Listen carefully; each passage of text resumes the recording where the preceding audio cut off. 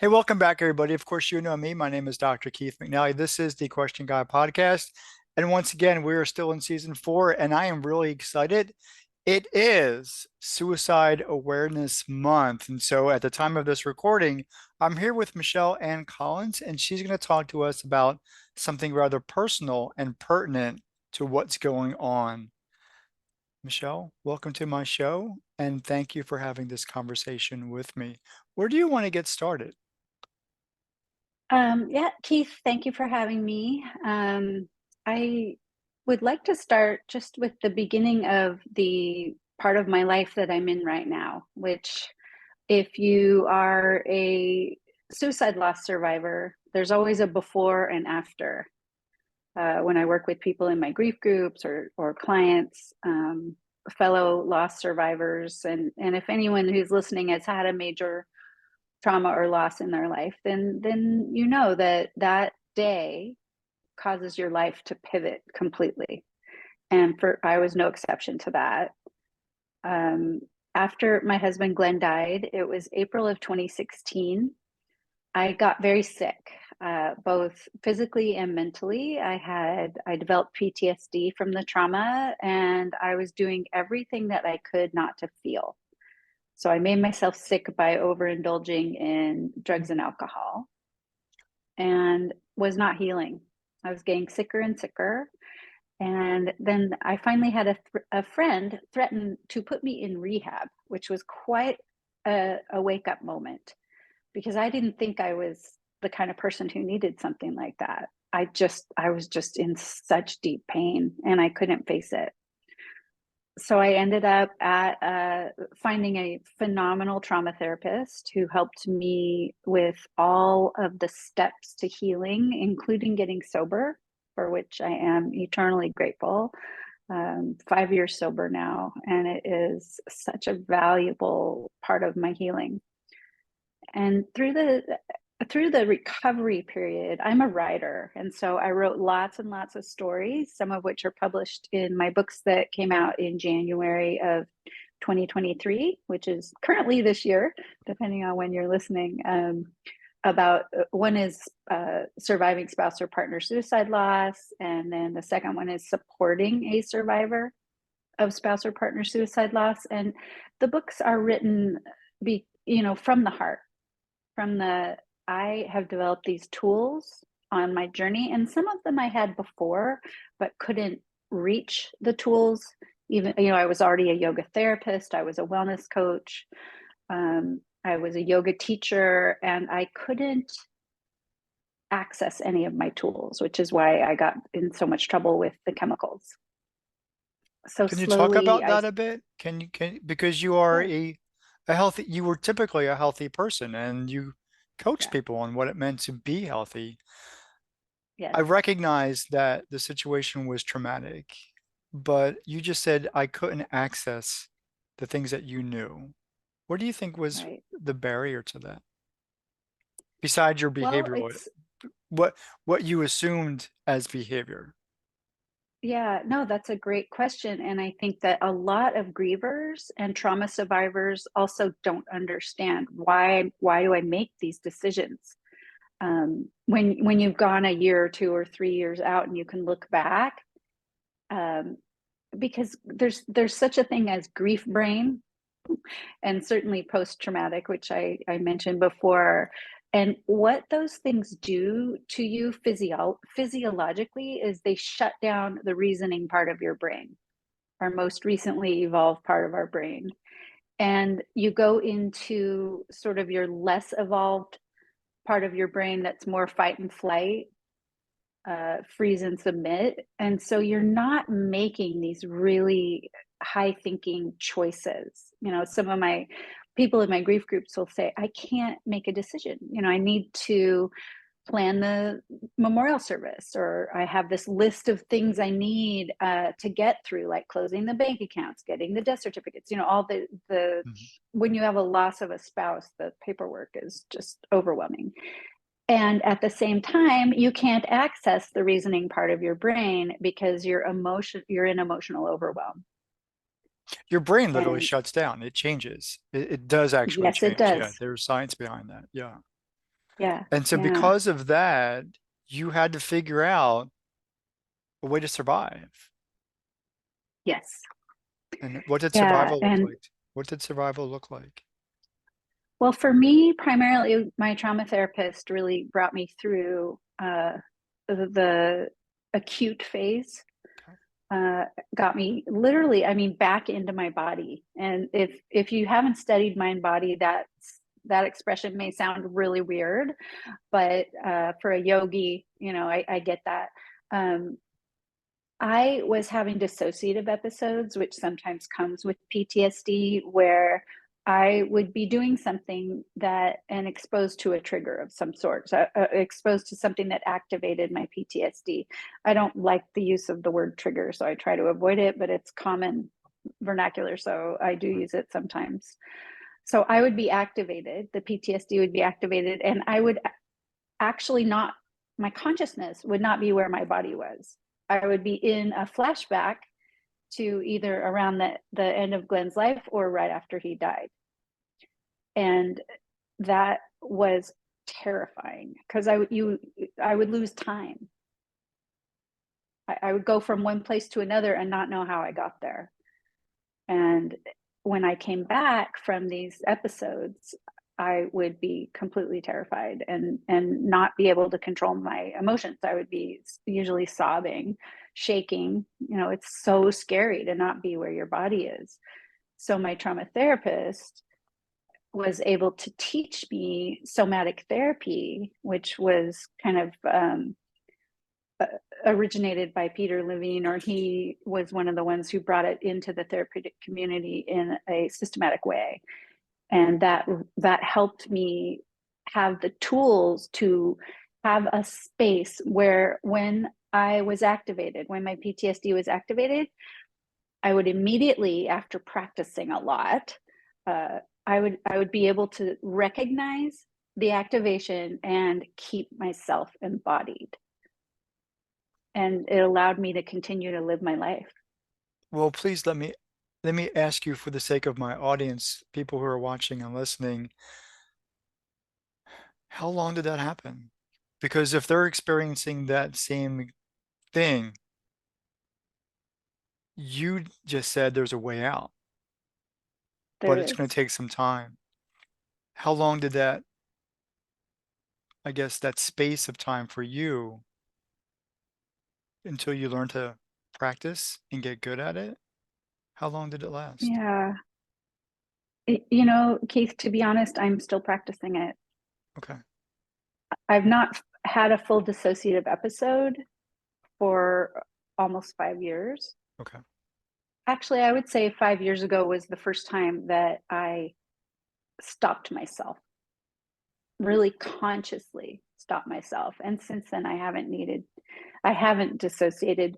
I have been activated Okay. and then gone through my steps, and I might have to go through them more than once. I might have to get up and move. I might have to, I have this whole list of things I can do, and breathing, of course, and then I can calm down. And the difference is that it doesn't disturb me the way that it used to for days or hours. Now it's down to minutes. And sometimes I don't even really have a physiological reaction. I don't cry, I don't shake, I don't sweat, all of the fear types of responses generally won't happen anymore because I'm conscious and I'm practiced. And I think that's the appropriate way to go about this. You know you've got to practice. You know Mm-hmm. that's a daily, regular thing.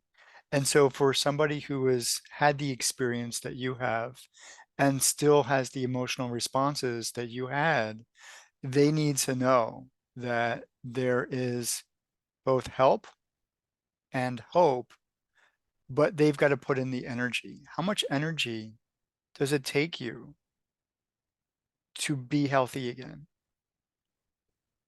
It's a practice, and some days I have a lot of energy, and mindfulness meditation and mantra meditation have been the best the big jumps forward in my healing journey, because it helps me learn to control my thoughts.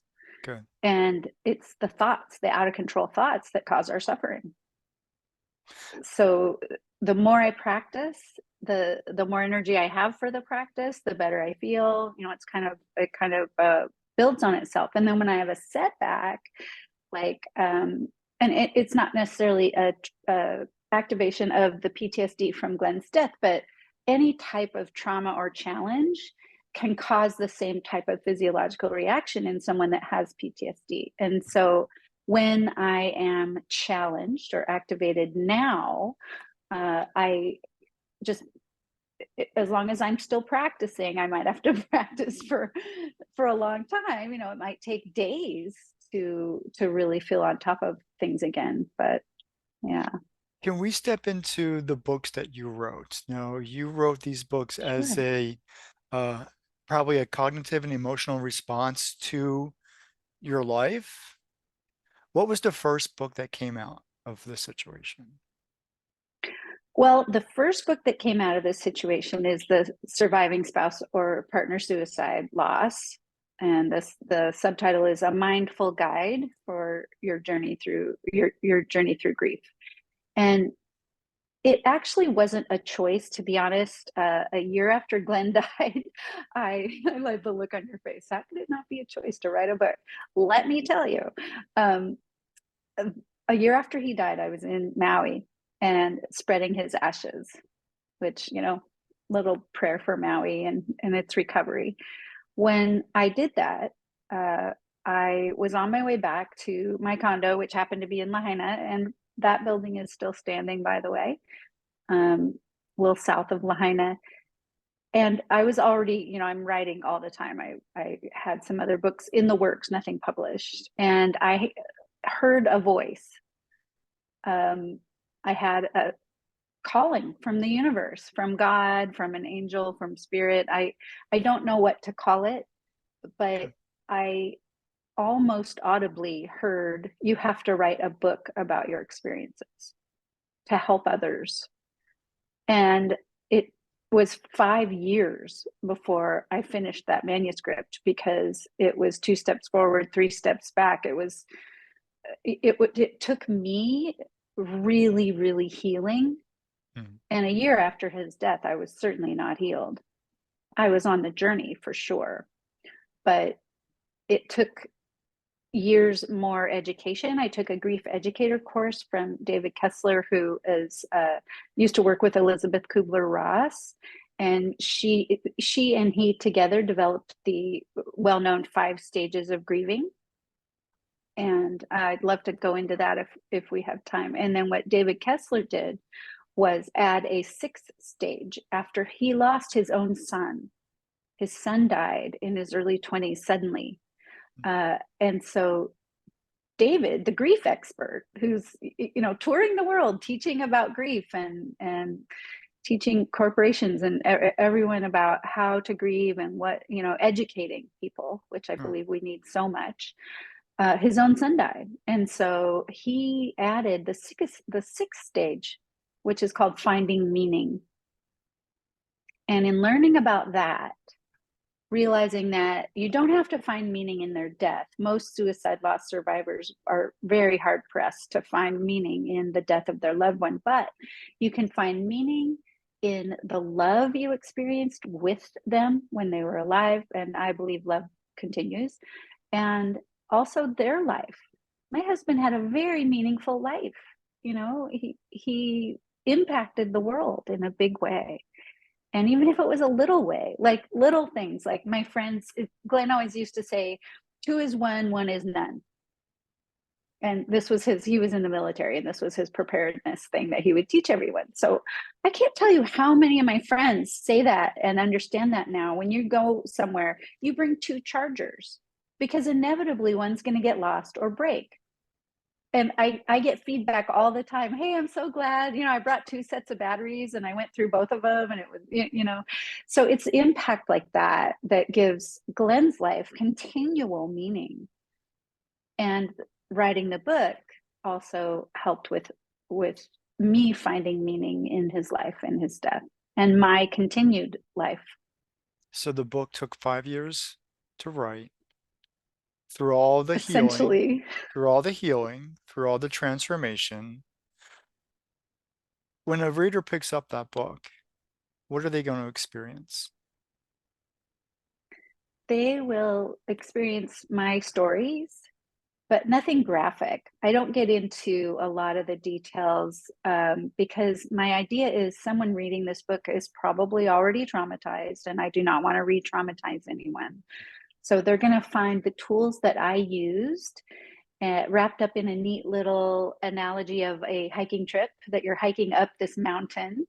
You start in the grief cave, which is the place of pure darkness. You can't Oh, see anything.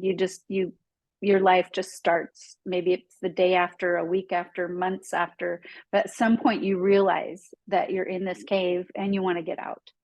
oh, And then you start gathering your tools, one of which is a yoga mat, of course, and and perfect, it right? tells, yeah, Yeah, well, of course from me it's going to be a yoga mat, but it just talks about all of the things that I used that helped and a lot of things that hurt, that need to be left behind.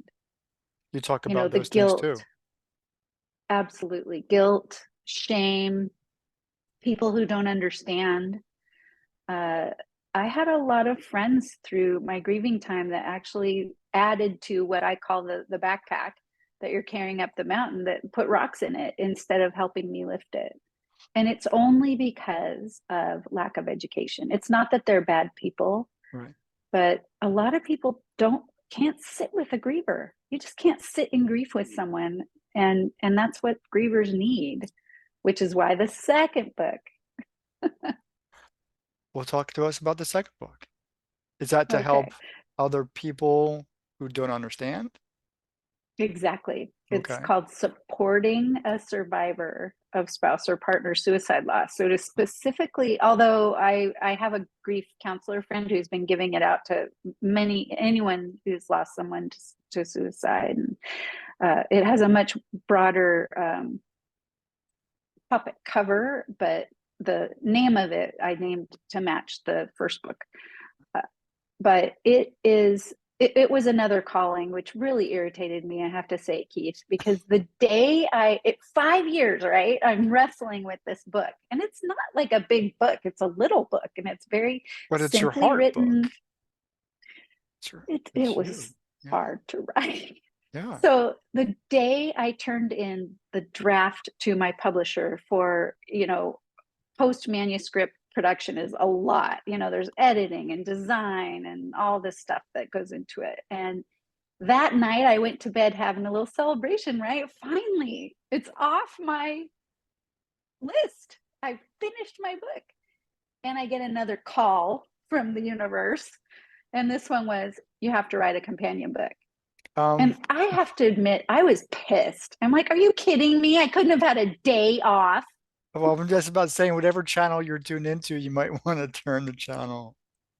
I know, right? Or put a commercial with some commercials in. But, it took me no time at all to write the second book, because I based it completely on the first book. So my perfect image for this pair of books is that someone who say you're my friend, which you are, and you know that I lost my husband to suicide. So you would buy these two books, hand me the survivor book, and you would read the supporter book. So you would be educated. Maybe I just take the book and throw it back at you because I can't believe you would want me to read a book when I'm in this horrible state. But what's in the supporter book is understanding when that survivor throws that book at you, that you just need to be there for them. It's all about how to support the survivor, and we don't know. And Mhm. so it's all in there, what to do, resources, what to say, what not to say. I have a big table, what to say, what not to say. Things like don't ever start a sentence with the word at least when you're talking to a griever, because that minimizes. What you need to do is witness, not minimize their emotional state. at least, especially I hear this with the children, right? When you've lost a child, at least you have another child. Or what I got was, well, at least you're young, you can find love again. That has nothing to do with your situation, and you're right. So I know the Yeah. conversations that I have over emotional health in my space, we just talk about respecting somebody where they are and learning the Exactly. words and just being there present. Sometimes it's just being there present with them is all the difference. And I think as human beings, we weren't taught how to use it or even understand our emotions. And so to be able to verbalize them and communicate them with somebody who has really been impacted and is hurting, we just don't know how. Most of us don't know how. So I think you're No. right. In terms of the book, you got to leave people where they are and then continue on your journey. So I've got to read that book, and I'm sorry I don't have it uh, with me right now. I've got to read both of them. They seem to be I hope you empowering and do. perfect. Perfect. So where are you? So it's been 7 years. Yes. Hmm. Um, Yes. where are you? Who are you now? And what is your mission? Hmm. Well, I am a much stronger person, able to observe and rejoice in my resilience. I am a much more sensitive person, uh, but I'm strong enough to be more sensitive, more respectful of myself and people's space. I'm a more forgiving person. I'm a more compassionate person. Um, I'd like to say I'm more patient, but I'm still working on that one. Uh, but the forgiveness part is really important. And my mission is, like in the second book, to educate people so that they can be better supporters of grievers. Good. Good. You are a coach or you Yeah, help people in that yeah, space. I do. How exactly do you help people in that space? Well, I either do one-to-ones or I have some courses and some groups coming up, but they're not live yet. So maybe they will be by the time this podcast comes out. So pretty Um, soon in 2023. I hope so. I don't, just like with a remodel, right? You put a timeline on it and then you add 6 months. So I'm not stressing myself out with a deadline, but I do one-to-one coaching, which I love. And I also volunteer for a couple of different places, one of which is grief.com. That's David Kessler's group. And there's thousands of grievers and hundreds of moderators. And I moderate the spouse loss group, sometimes the suicide loss group. And it's just a wonderful community. And I volunteer for TAPS, which is a tragedy assistance program for survivors. If you have lost someone in the military, it doesn't have to be suicide, but if someone served at all, they don't have to be retired or have died in service or anything like that. If they served for 2 years, TAPS will be a supportive organization. And also Soaring Spirits, which is an international widow support organization. And I just did they have a thing called Camp Widow, which is kind of, if you're not a widow, it sounds really weird. But I just spoke at their annual conference in San Diego last month, 2 months ago, and that was a wonderful. So I help people, even if they're not a client of mine. One of the things that I have is a deep connection to resources. So if somebody needs something, they can always get in touch with me and I can give them a list. You're suffering child loss, this is where you can find your resources. You're suffering, you know what I mean? So Mhm. I try to really help people suffer less. And I do appreciate that. And I will put all those resource links in the description of this video. One last thing, and this is really for our audience, if it's okay. What are you going to tell them today, right now, if they're hurting, grieving, lost, and really feel lost? What's the first step to the next step of First their step, lives? Yeah. the first step is you've been through something really, really hard. Don't make it worse by being hard on yourself. if you're in bed crying and you can't get up today, don't get mad at yourself. Don't be mean to yourself. Self-compassion is what you need. Treat yourself the way you wish your best friend was treating you. And also to know that even I don't necessarily believe the time heals all wounds thing. I think you need to actively heal. But I do believe 100% you're not going to feel the same way today that you feel tomorrow that you felt yesterday. So it will change. Your suffering will change. That's a perfect ending to this conversation. Michelle, thank you for joining me on the Question Guy podcast. If it's okay with you, I'd like to bring you back on a more professional because you are the coach. I've got a show called Coach's Corner, and we can kind of talk about what it means to be a coach of those who are trying to survive great loss. Mm-hmm. For those of Sure, you who I'd are love it. okay, cool. For those of you who are watching, listening, I'll see you next time. Take care.